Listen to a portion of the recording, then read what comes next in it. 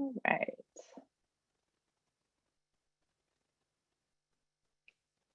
Just watching the waiting room filter in, but let's go ahead and get started while people are coming in. So thank you all for being here. This is such a delightful, robust group, and I am so excited to see some of you. This is our second WGS on Wednesdays talk of the spring semester and our first to kick off Women's History Month. For those of you I haven't met, I'm Chelsea Wessels. I'm the interim director of Women's Gender and Sexuality Studies this year. I'm the one introducing things today, but none of the work of our program and of these events would be possible without Heidi Marsh, who you can see up there, Anna Gerbasi, and Deline Watt, who really make our world happen. We have a new program name this year, which I'm just going to say all year long, even though many of you have heard me say this a few times, Women's Gender and Sexuality Studies. So that's reflected in this series, which carries on the legacy of Women on Wednesdays, which started in 2012, but now focuses on highlighting work on gender and sexuality more broadly around from ETSU's campus. So if you are here for the Psych Speaker Series, watch the chat. Heidi will put a link in there for a form that you can fill out so she can report your attendance. And I'm going to just go ahead and introduce our speaker for today, who is a member of our steering committee for Women's Gender and Sexuality Studies. And I'm just so excited for her talk. Dr. Jean Swindle received her PhD in instructional leadership, concentrating on education's social and cultural foundations from the University of Alabama. With over 20 years of working in international education, she has a long trajectory of working with pre- and in-service teachers in local, national, and international contexts. Before higher education, she worked in as a middle and high school teacher, principal, and general director in international bilingual schools. Dr. Swindle is passionate about fostering conceptual understandings of equitable social and educational practices in teacher education programs, and believes this to be a necessary heuristic for any educator, regardless of their content, to educate for justice. Her talk today is titled Dangers of Feminism as Oppressive White Liberalism, Insights from Africana Womanism. Dr. Swindle, take it away.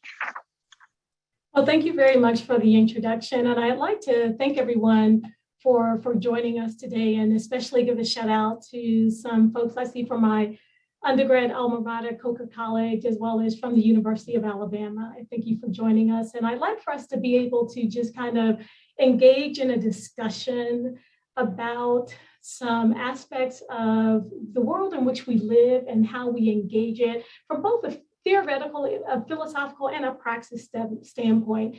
And one of the disclaimers that I would like to bring forth as I talk about what we're going to look at, I want to tell you this. I want to say, firstly, you know, this is not going to be a comprehensive review of feminism. This is not the purpose of the talk. The purpose of the talk is to really understand what Africana womanism is in the context of some of the ways in which feminists engage. And I'm happy to share some sources with you that speak about the historical foundations of feminism, especially those that come from the racist foundations of feminism and its evolution, particularly in the Western world. And I can share that with you a little bit later. But I did want to just notice that we're just going to acknowledge a couple of people, places, and things, and lay out a couple of the operational definitions and meanings that we're dealing with. I want to look at something that's very, very important in Africana womanism, that we're looking at the village and not the person. And then we'll have a little bit of Q&A, and I'm happy to share some references with you. And I also invite you to go ahead and answer questions. I'm sure that Chelsea and Heidi can engage them as we go along. Well, I would like to firstly acknowledge the land in which I'm on. I'm very, very grateful to be here, to be with the Chickasaw of East Cherokee. And as we recognize our lands, I encourage you also to all of our indigenous tribes, we not only recognize their lands, but support their efforts, support them in voting, and support them in their efforts to build communities and continue to grab hold and re-inscribe what is the richness of their heritage in this land.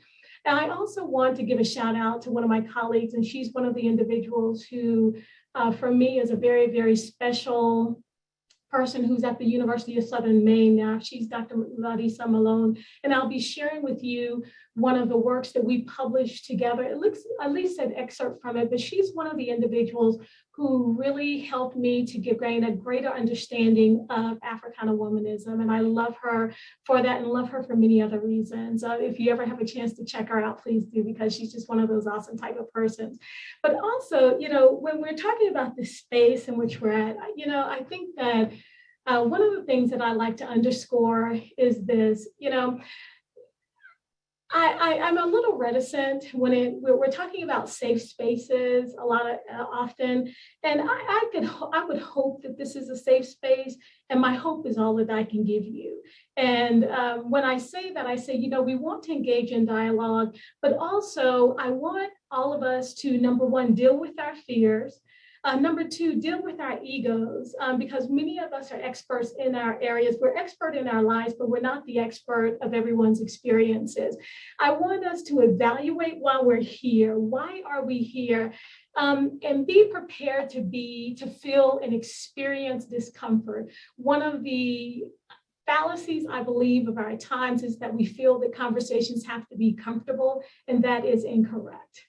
So I just want you to know that this is a space where if you feel discomfort, experience discomfort, live that experience and live through that experience, and let's engage it together.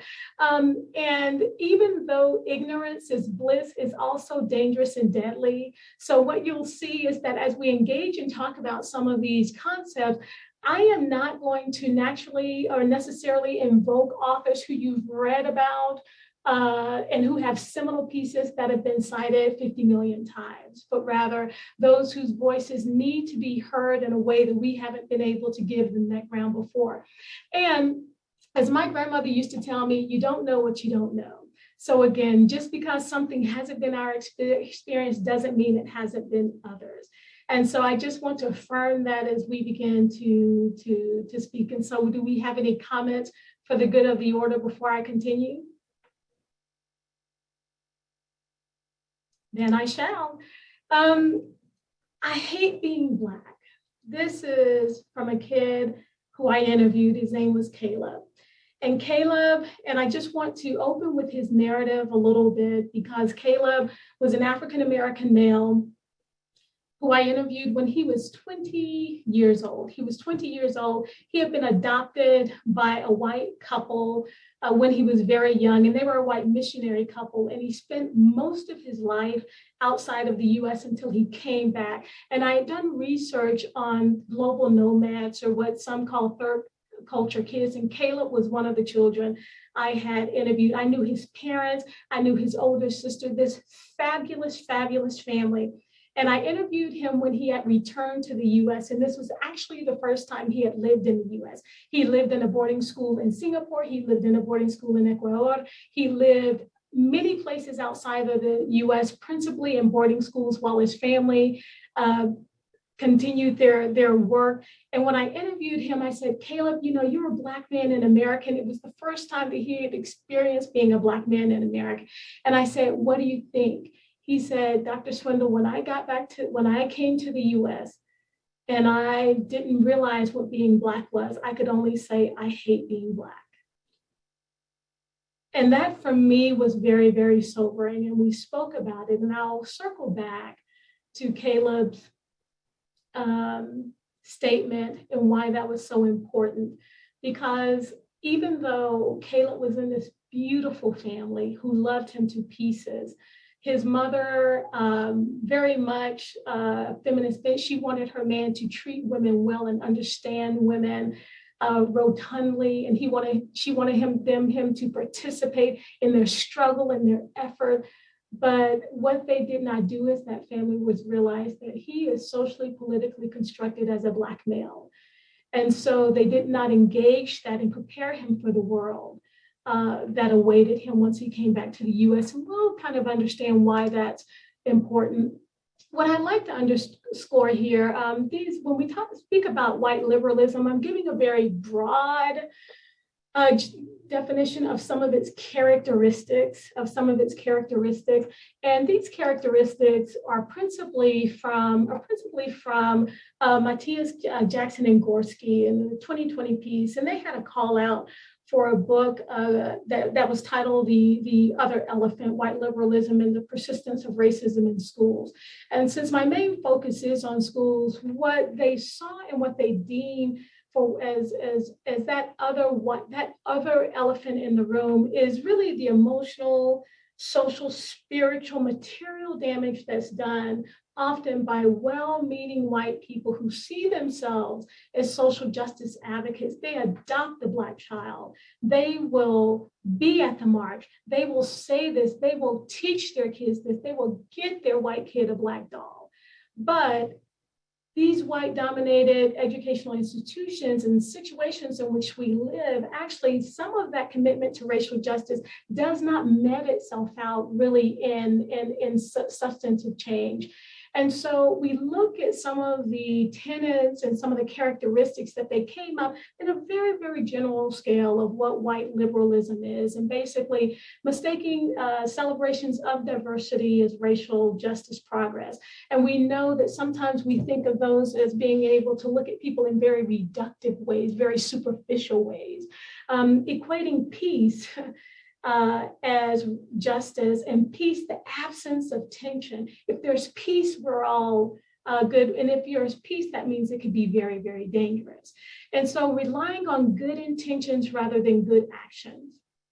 And we all know the phrase, and I hate to go old school here, but you know, the road to hell is paved with good intentions. And I believe the road to social inequality is paved with good intentions. And so that's when we're talking about looking specifically at actions. And then, you know, what's very interesting, and I see this now as we're dealing with legislation at the state level in Tennessee that aims to silence professors that want to talk about social justice and engage in racial justice and disparities in this state. And then I listen to the discourse from higher education and say, you know what, we need to take baby steps, developmental processes, so that we can be protected, so that we don't mess up.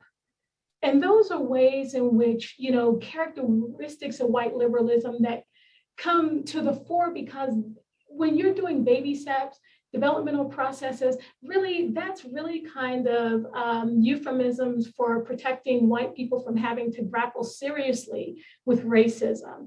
And also adhering to this white savior mentality, white people as savers, white people as fixers.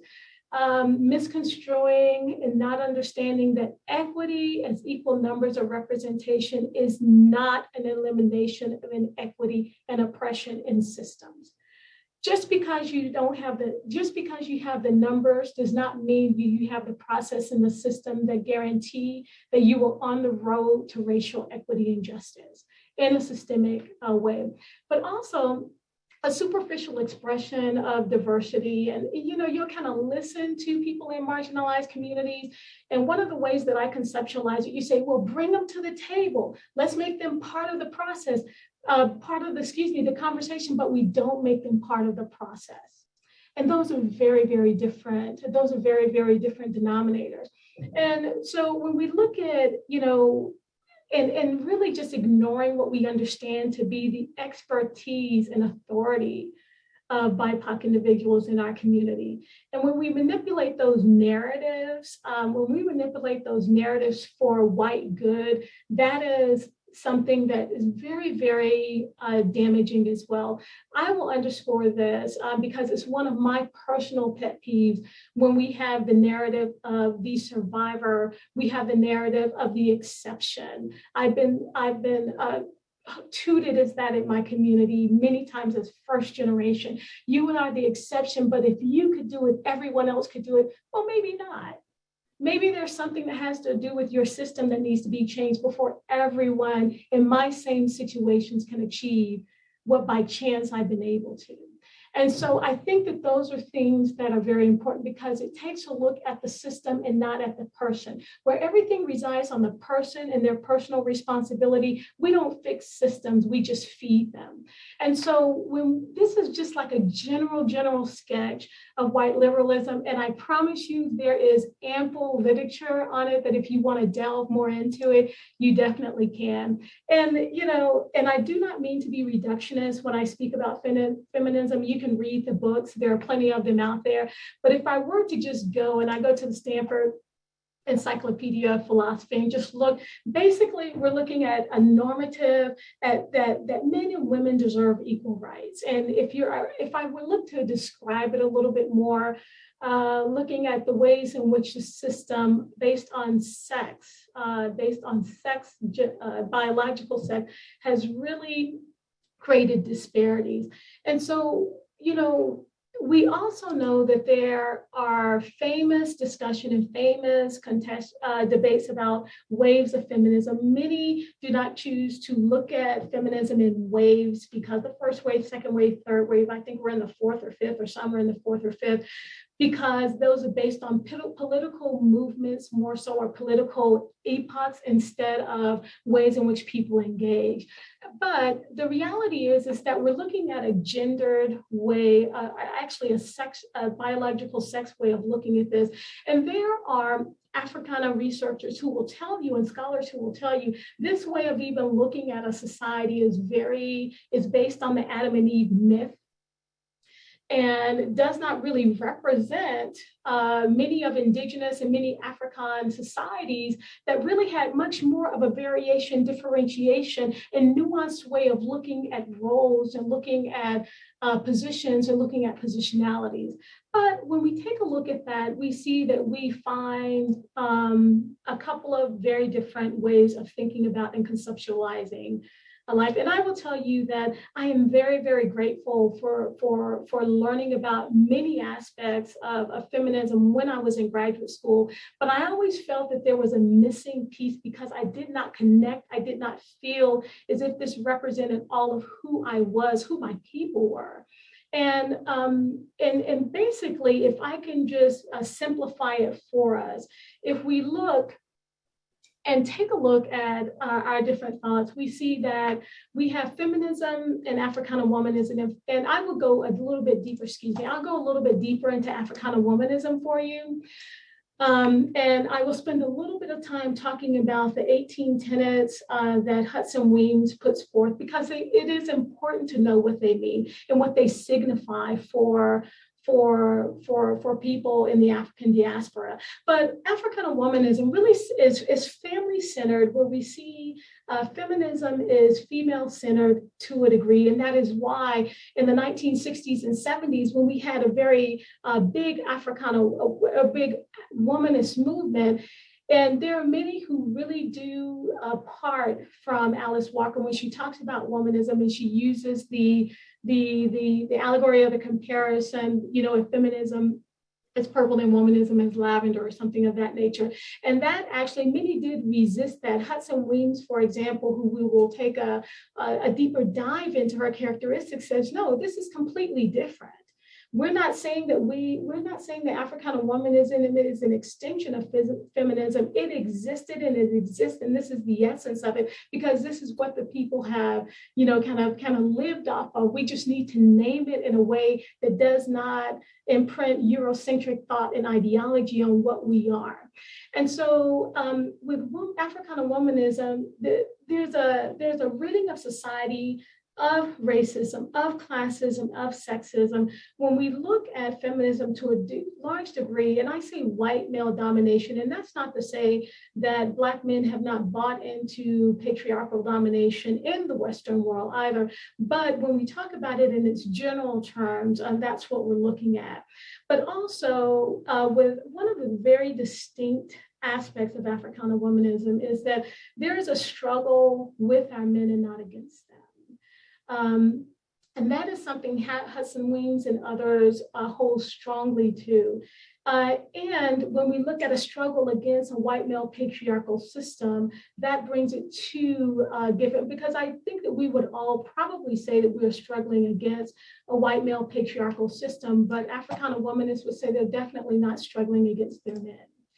Now, just a little food for thought. And as we delve a little bit deeper into this conversation, when we think about contemporary, Gordon, and one of the references that I'll give you in the Africana Studies book, which I think is very important for those who are particularly in higher education, because it really runs the gamut of what Africana Studies looks like in higher education. But contemporary white feminists often attempt to impose upon Black women a definition of Black female relationships based on their perspectives that identify all men as the enemy. And so that parts from the way in which Black women, you know, when you think about George Floyd's partners and mothers, and you think about the way in which they engage with him, their fight is a fight that's not just against the patriarch. It's a white racist oppressive system that looks to him as a criminal, and saw him as a criminal, and saw him dignified to be murdered. And so it's a very, very different way of conceptualizing these things. But also, when we look at women's studies, and one of the reasons why we really have to delve very deep into diversifying our ways, our epistemes, the way that we think knowledge needs to come in and where knowledge reference we go to, is the primary focus of women's studies has been upon gender-specific discrimination.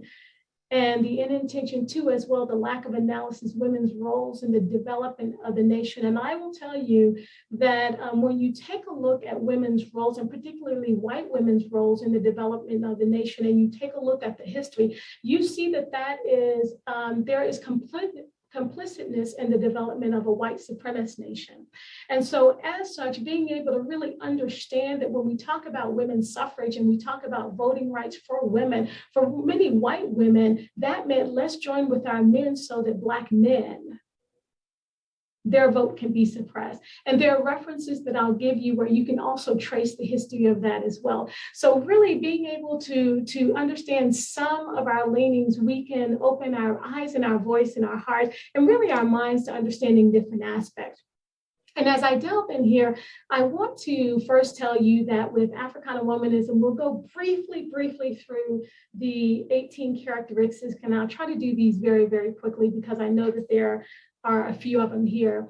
But I will throw these out here and I will pinpoint a few. Hudson Weems, and I'm happy to share this with you. She really took a look at, theorizing that all Africana women possess each of these characteristics to some degree, but to a varying degree. And these descriptors are in their levels of importance. And really, the Africana woman embrace these principles as a we, as their village, to affirm their voices. And one of those is to be a self-namer and self-definer, that people don't need to tell us who we are or what we need to do, but that can be defined by ourselves. And it's the ability to break away from the idea in self-namer and self-definer from the traditional ideas of feminism that reflect a white female's perspective.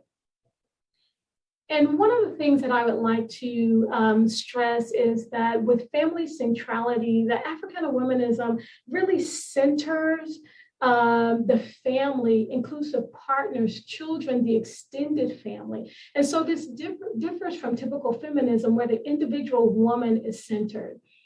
And we look at, a genuine sisterhood. And while the family is central, we also recognize the bond with other Afro-Prominent women, and it's essential to their well-being. When I was at the University of Alabama, I often would tell my students when I said, it's kind of interesting because with certain generation of Black people, they see each other and make eye contact, even if they don't know each other around campus. And there's a nod, there's something's like, okay, hello, there's a hello, because there really is that sense of being able, I see you, you see me, I'm glad you're here, because I understand part of what it took for you to get here. strong, and I don't want this strong to be misunderstood with the myth of the strong Black woman, because it's not. That strength comes from a lineage of strength. It comes in community with the family, in protection, in pride, in our physical, mental, emotional power. I thought about, as I assigned some misrepresentation for my students to watch, I thought about the fact that I wish that in a segment of misrepresentation, or in a segment of misrepresentation, they would have a part on the Black, the Black body and how it's viewed, but how it's also celebrated very, very differently in our communities. And so much of what we were looking at, even in that film, has to do with what way are white women projected in, and what way do Black women have to be concerned about their projections and their portrayal. So it's very interesting when we think of some of those nuances. And here we also look, it's in concert with the struggle with male liberation struggle. And for those of you who may not know the work of Ashanti Iniyenitore, he did a piece in 2005. And one of the things that he really breaks down as far as this break from the male, and he does use biological male because he reflects on tribalism and ways of knowing and ways of engaging. And he said, the myth that was promulgated by Judeo Christian circles of Adam and Eve was about the purpose and nature of human existence with only two players. But those are generalized ontological assumptions about what roles are and who exists within a society. And he said, this does not take into consideration, into account, the nuances, variance, and interrelations that African cultures actually engaged in what we would consider more egalitarian means. And as we go on to look at the other, so I'll go here, the respected, recognized spiritual, the component of spirituality, that, we exist in a physical world, a physical and spiritual world coexist. Definitely a respect for our elders, adaptable, ambitious. And what I'd like to hone in on here also is mothering. And in the literature, we'll see that there are lots of times when we talk about Black women in professional environments, we talk about Black women in higher education, we look at other mothering. And so we embrace our roles as a mother, and we see ourselves as fulfilling that role as the supreme mother nature, nurturer, provider, protector.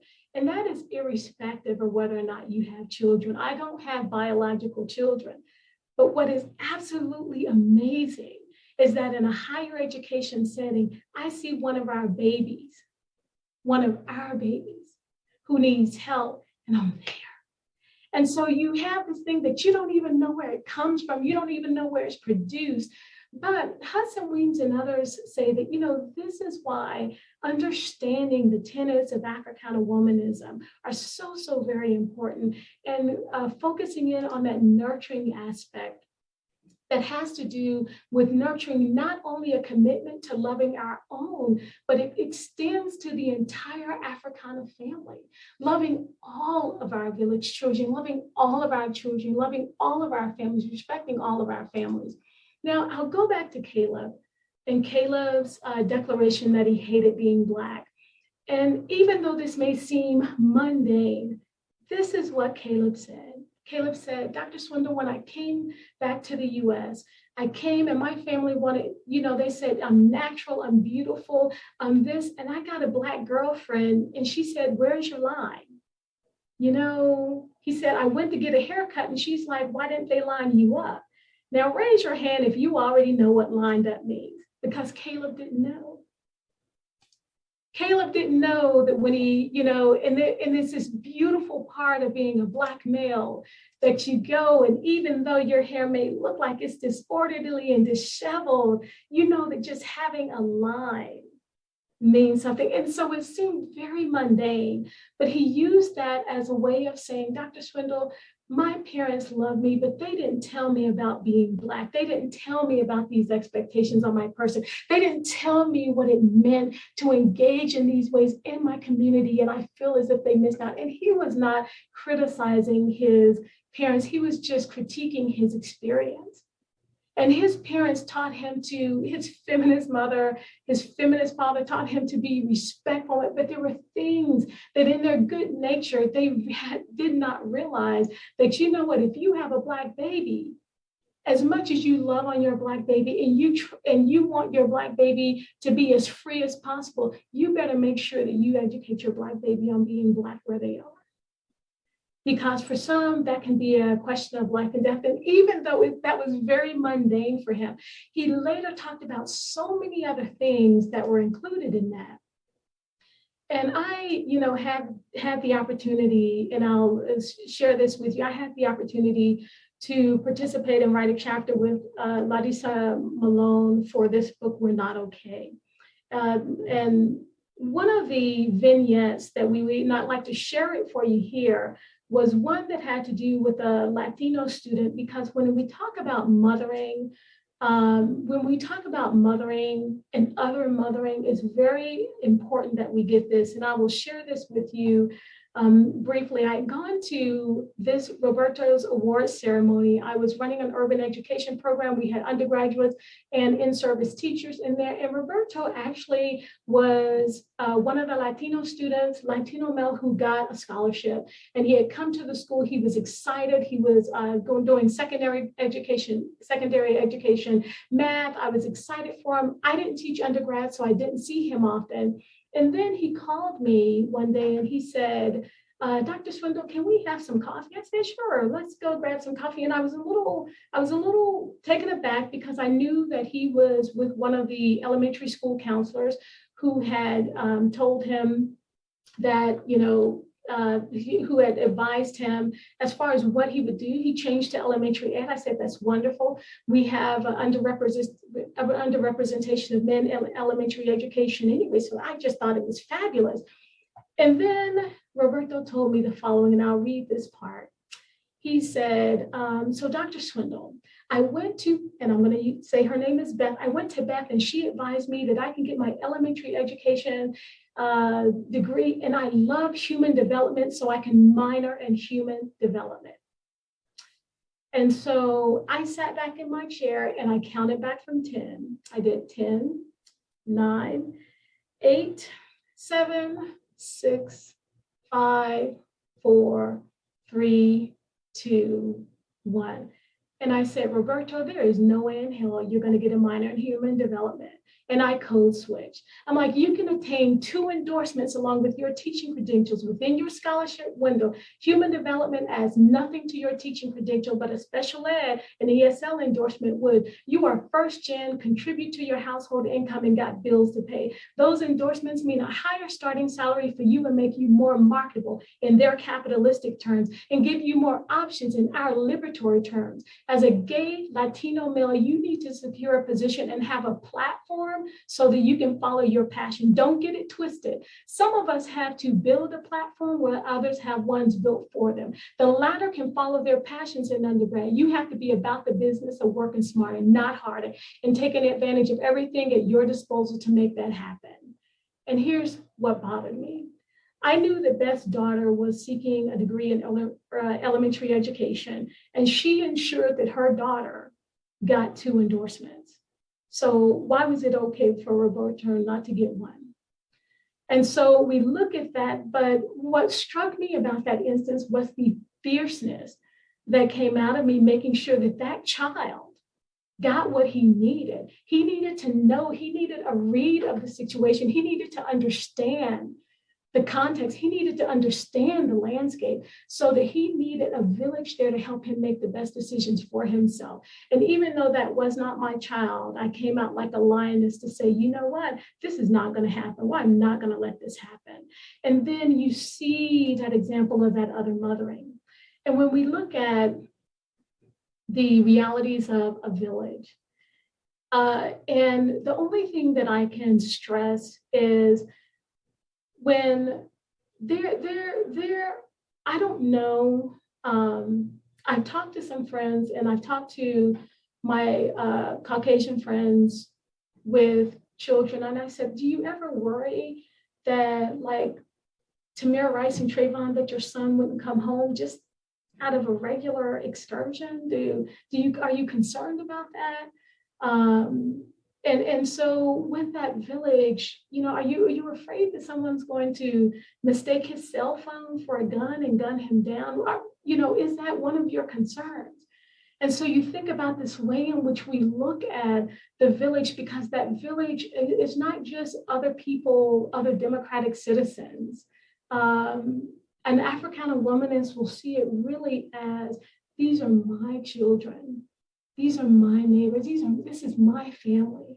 So what can we do differently? Now, it's very interesting that when we take a look at some of the instances, and I wanted to just cycle back, and I don't mean to make this very simplistic, but just a mode for us to think a little bit more deeply about some things. And, in Caleb, and with Caleb, and I think about Caleb often, and I think about the fact that Caleb was such a great kid, and his parents were so positive, and I remember speaking to his parents on a number of occasions, and there's like, you know what, but we know Caleb is destined for great things, and I'm sure he's destined for great things, but they felt that they needed to talk more about the positive than talk about the realness of being a Black male. And so they were equating the fact when he was outside of the US in these very liminal spaces and very different spaces where a lot of difference was there, that meant that there was going to be, because there existed peace, that he was going to have justice always. But when he came back to the US, when he heard for the first time that when he didn't understand why his college university professor had lower expectations of him or made certain remarks of him, he didn't get it. And so, that really is a white liberalist response to having a child of color, when really, it's like, listen, we need to tell you what you need to know. It doesn't mean that you won't be positive. It doesn't mean that you won't be in a nurturing environment, but what it means that I need to teach you sometimes what you need to know so that you can survive. And that's very important. In Roberto's instance, and I thought about this Latino male who is absolutely nurturing family, great family, but like my parents, you don't know what you don't know. And so my parents didn't know what to send me to college with because I was the first generation, everything. And so he very much trusted this advisor who said, yeah, sure, go with a human development minor, when human development for a teaching credential does nothing. Yet she was able to make sure that her daughter got 2 credentials added on in the same time period. Why not Roberto? And so being able to say, I'm going to mother you when others aren't looking out for you, even though I'm not your biological mother, you're part of my village. I'm going to make sure you're straight, and I'm going to make sure you get taken care of. And for him, and I saw in him this respect of wanting to give back to his parents. He was very trepidatious to even question this advisor because he did not want to be wrong and he did not want to disrespect her. But when we ignore the expertise of BIPOC faculty, I can never understand. And I spoke with this person on a couple of incidents, and she says, well, he said he was just passionate about it. And I'm like, do you have any idea about what being a first generation anything is about? We want to make sure that he's leveraged in a position where he can follow his passion, but we have to be smart about it. And when we look at many of these other situations, and we look at the rest of the village, and I will say that we yearning for that genuine sisterhood, and there is a lot of times allyship. And allyship is great. What happens sometimes is that we get into a problem when there's a lot of sympathy, but no empathy. Insisting when we have incidences of these baby steps, we have to tread lightly. We have to be very cautious. We have come so far. Let's make sure we don't mess it up. And just developmental, incremental progress. And even though there may be equity as equal numbers, a representation, what has that done to eliminate systems of oppression in the system you are in the system in which we operate? What are we doing? And if we are marginalized as part of the conversation and not made part of the process, that's a very tokenistic way of saying, well, we're just including all voices. We're making sure everyone comes to the table. That is the equivalent of just checking a box. And I don't know when checking a box has made any effective change anywhere in the existence of humanity, actually. And so when we think about that and think about ways to engage, it's really being able to interrogate what we're doing and how we're doing, and just bringing a different level of knowledge and a different way of knowing to this atmosphere. Now, I want to say that in the words of Big Sean, if you don't know Big Sean the rapper, you're missing out. And he says, I'd rather work on this with you than go ahead and start with someone new. So since we're all here in this conversation, since we're all here together, let's just hash it out.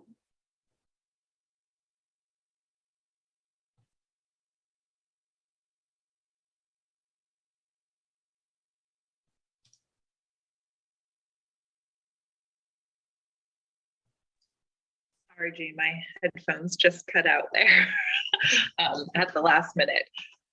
But thank you so much for that talk. And I want to, go ahead and open it up. You should now have the power to take yourself off mute if you would like to. Yes, okay. So you can go ahead and throw up a physical hand. You can throw up the Zoom hand if you would like, or you can put your questions, comments in the chat. Any of these options will work. And I see I have a hand up here, but I'm not sure if that's from Jean's question earlier. Tasha?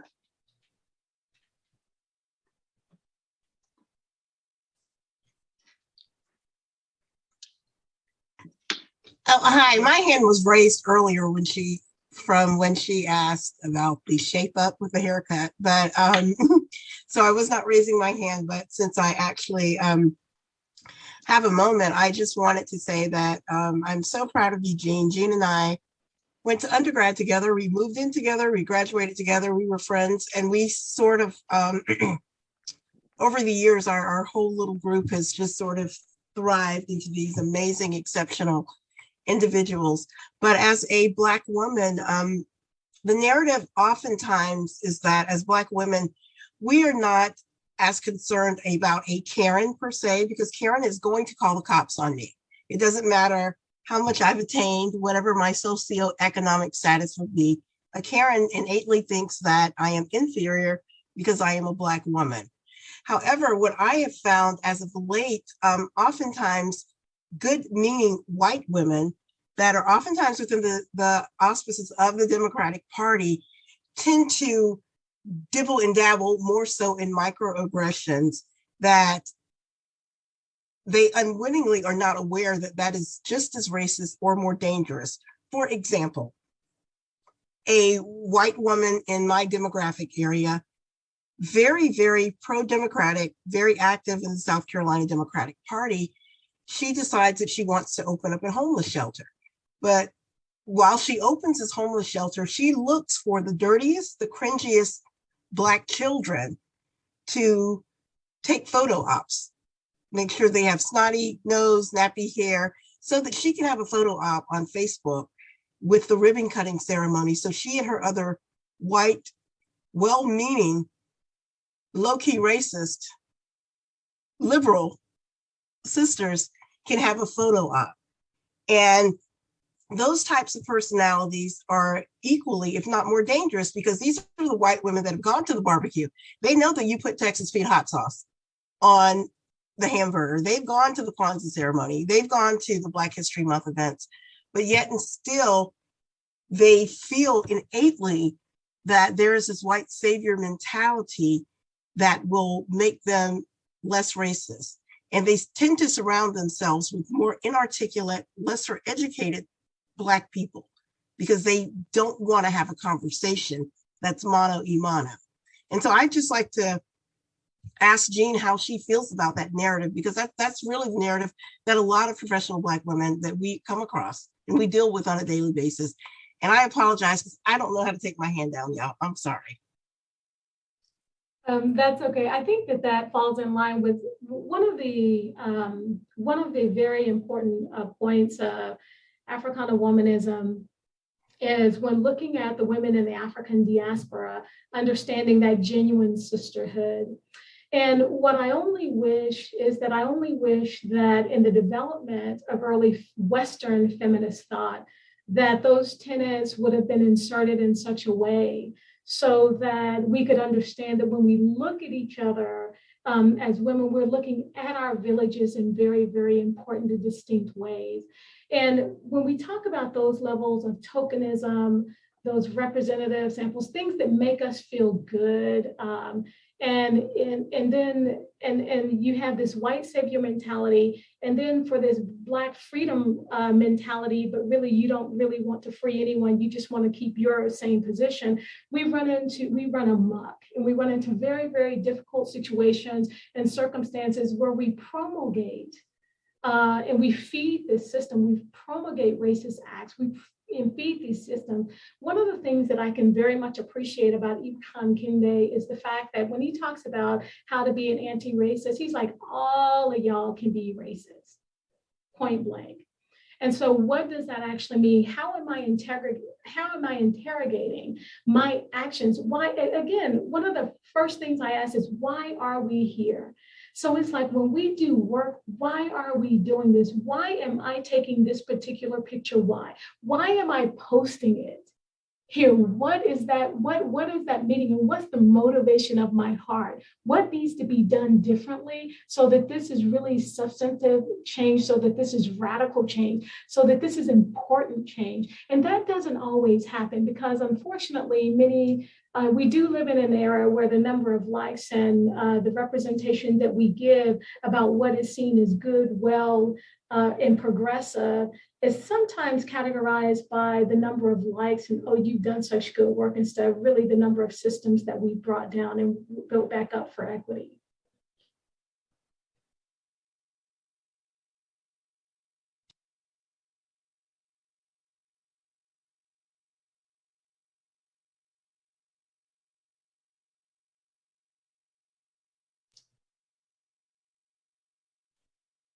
Chelsea, Heidi?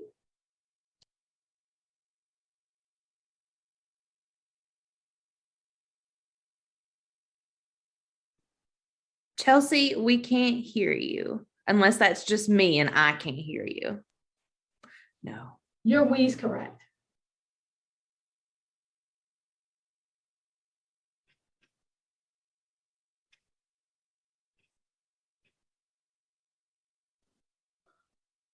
Okay, can you hear me now?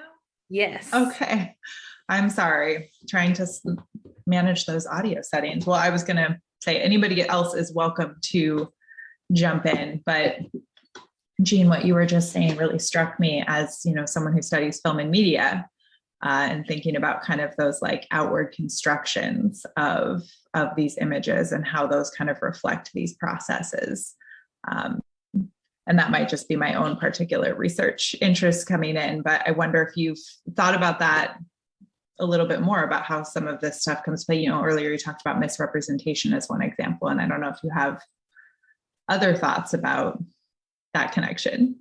I do. And, you know, one of my friends, and I'm going to give a shout out to my friend, Sierra Turner. When we had her, she's in Florida doing great work now, but we had her at our youth academy that we have here, the Ralphie Davis Academy. And she gave her a talk to our scholars on hip hop. And she said, you know, I have a love-hate relationship with hip hop. And she broke it down in such a beautiful way that say, just because there's some exploitation, there's some misrepresentation, women are represented, but she was able to bring it and she was able to discuss it in a way that was so beautiful about how very complicated it is, that we're just like taking a stand, hell no, we won't watch this, hell no. But she brought it in a way, she said, you know what, there are these bodies being exploited on here, but he's talking lyrics that makes my big body feel beautiful and great. And how complicated is that? But at times when we want to read about exploitation and we want to examine it, we want to do so along a line that's convenient for most, but is not as nuanced and layered for all. And so I think that those are things that when we talk about that media representation and how we engage that, they come to the fore. They come to the fore. There are many more, Chelsea, because I am a documentary nerd, and we would have to talk about them over a glass of wine because there are many more out there. I don't know if that gets at what you're saying, but that's the example that popped into my head.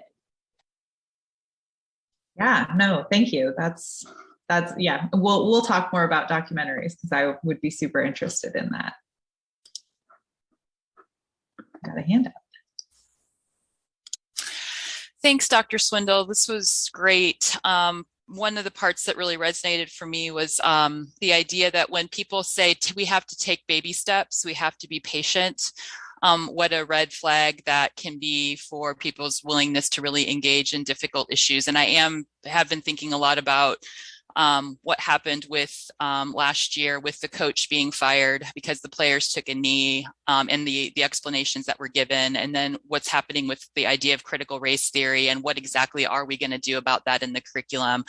And yes, I mean, definitely white liberal women like myself are the most dangerous people, I think, when it comes to a lot of these issues. And that's something that I've been thinking a lot about. And I really appreciate the way that you described the difference between the two perspectives and how much I have to learn from the Black womanist perspective. And I also just wanted to mention that I just finished watching Colin in Black and White on Netflix, which is really an excellent documentary for any of who want to learn more about his perspective. And also as an adopted Black child of white parents. So some of what you described also reminded me of that documentary. So thank you so much for this today.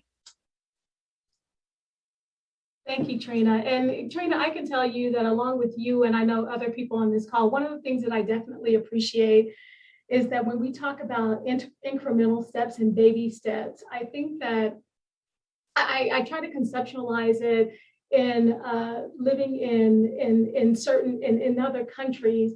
And when monsoons come, we couldn't take baby steps. We couldn't take increment. There was nothing called incremental progress. It was getting shit done and getting it done and saving, it was nothing that we could think too much about. It was getting it done in a sense of urgency because those natural disasters meant that lives were at risk.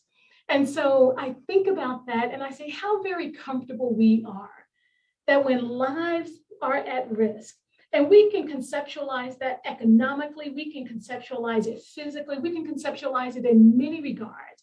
When lives are at risk, we're like, baby steps. It's just little by little. And again, being in other situations where that narrative did not exist, thinking and looking about what happened and the changes and the creativity and the way that people came together and the way that people realized that, listen, if this happens to you and you're in danger, then I'm in danger. So what can we do about this and how can we grow together? So very different ways of the baby steps as opposed to we need to get this done.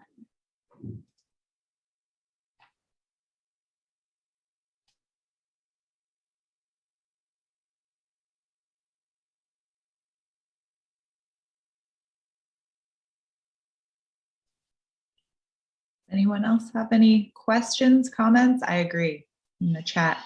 It's very powerful. I love that. Now I'm thinking about, okay, what can we go not take baby steps on? Giant stomping King Kong steps, maybe. Yeah, I was just thinking about how I think our sort of propensity to celebrate baby steps is also maybe tied with aspects of like consistent toxic positivity so that we can make ourselves feel good about the smallest things that we're doing because it means that we don't necessarily have to think about all of the other really bad shit that is going on. And I'm thinking about that right now. I mean, we're in like pandemic 2. There's all kinds of things happening in the world right now. And so I guess I'm interested in hearing more about, what does a conversation look like where we can take a both and position, where we can say, here are still the long, long list of really hard things that are going on. Here are the places where we need big, big, big steps. How can we make those big, big, big steps and still feel like we're not just barely treading water, and to not fall into a trap where we're ignoring that for a lot of people right now, it's taking a lot still to just wake up and do the day. And also still think, okay, well, we can wake up and do the day and still make really, really big progress, because that's what's necessary. So yeah. So Heidi, I'm going to talk about something that probably, the first thing that I'm going to interrogate is this. I've been around, and, in leadership, I know, and negotiations and all these things, there's in the last couple of years, we've said, well, can't we take a both and position? And the first thing that I'd like to ask is that let's interrogate if it requisites a both and position. And the example that I am going to use, and I have to bring it up because it's so fresh, Graves Hall at the University of Alabama has recently been named Authoring Lucy Foster Hall. However, it was originally going to be hyphenated into Lucy/Graves Hall until some very valiant folks at the University of Alabama, and I'm going to throw out there Norma Arbelis and a crew of individuals spoke to the trustees and communicated to the faculty senate saying, how can you hyphenate rising from oppression, surviving, and Authoring Lucy being denied, having mobs against you with a Klan, the head of the Klan? How can you hyphenate that? How can that be a both and? Where in the world is that acceptable? What are we communicating? What are we communicating? What are we expressing? What are we saying to individuals? Yeah, shit happened. Here's a token. There you go. So the first thing that I would say, and I would interrogate, is that you have to really determine, and that's not a determination that you make by yourself. And let me give you an example. Rothstein wrote a book, The Color of the Law, and he talks about some of the policies of TVA, the Tennessee Valley Authority here in Alabama, which is very, very interesting. I'd encourage anyone to take a look at that, even though what he does is he writes an opposing opinion to the Supreme Court opinion on many issues regarding whether or not segregation was de facto or de jure. And so he does a very good job of countering the Supreme Court's decisions when they said that, segregation does not exist in this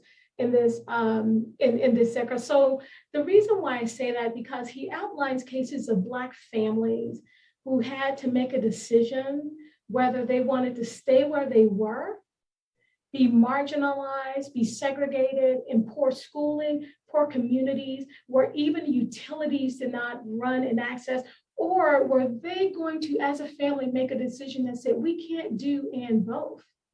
We need to make a decision and a sacrifice as a family to move to a place where our children have better opportunities at attaining educational opportunity. And I say that in a family unit because those are decisions that you can't make by yourself, but we have to make as a group of individuals who care about our nations, the nation, our families, where we work, where we want to grow, our communities. And so, Heidi, that's a conversation. And yeah, you're going to have to prioritize. But I don't know that there are a lot of situations where there can be and both. I think that that's convenient at times, but I really do believe it needs to be interrogated for most part. I know that may not be very comforting, but that's okay. Thanks, Jean. Okay, we'll take one last question from Cherish, but I see that we are at the end. Dr. Swindle, are you okay to stay on for a few minutes? You don't want to. Okay, so we'll take one last question. I am going to throw information for those of you that really have to go about our next talk into the chat. But thank you all for being here, and we'll just take one more question and then wrap up. Hi, Miss Jean. So your story about Roberta really struck a chord with me, mostly because I am also first generation lesbian Hispanic woman. And my thing is that I try to be in organizations that are moving forward, liberal organizations, and mostly of color. But so I was in YAFE, Young Adults for Equality. And the majority of the population in our group was African American, where I'm also a minority, but they're a bigger minority. Does that make sense? And I felt like I didn't fit in and that I wasn't making progress in my own community. But I also don't fit in with the white people either. And so it's a struggle where I stand, because in my personal experiences, Latin people aren't as outspoken as African Americans because we face more of getting deported or getting sent back where we belong. But it's just a struggle. And I guess my question is, how do I, as a Hispanic, stand with African Americans and don't feel like an outcast? Yeah. So, and thank you so much, Cherish, for sharing that. And there are a couple of things that come to mind here. One of the ways in which we're working and doing a little bit of work has to do with the minoritized populations in the U.S. With what a phenomenon we call horizontal hostility. We're thinking my struggle is more than yours, it's more than yours, it's more than yours, which it isn't. That is just a divisive heuristic so that people don't come together. One of the things that I would suggest, and there is and there are a lot of people, for example, who don't realize, even in this area, and I welcome the opportunity where I could teach a graduate class and introduce some students to it, is what they call hillbillies were actually joining in the civil rights movement. Those have been very desperate ideas, but actually we have a history of hillbillies, as they denominate themselves, who actually wanted to join the Black Panther movement, the Black liberation movement, and be able to say, we are going through the same things. Now, in your position, you are right. There are certain things that I've heard some of my friends who are Latinx and they are activists as well. They're like, Jean, here's the thing. African Americans have been organizing in this country for centuries. We've been organizing also, but not at the level that they have. And so what I've heard, Cherish, is an opportunity to learn from, join with, so we can all progress forward. And you sound like you have the KSAs to be able to do that and align with other organizations that you can, because the reality is that until Cherish is where she needs to be, how she needs to be free of oppression, I'm not where I need to be, how I need to be free of oppression. And so when we think about ways in which we can join like that, it's very, very important. And I know that it can be isolating as well.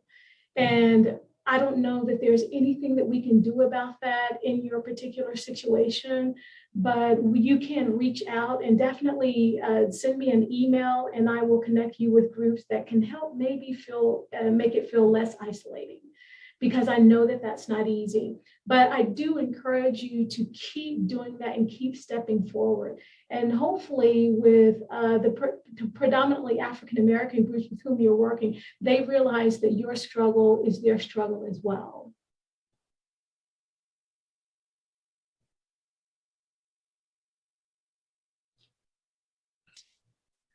Okay, thank you. Thank you for that.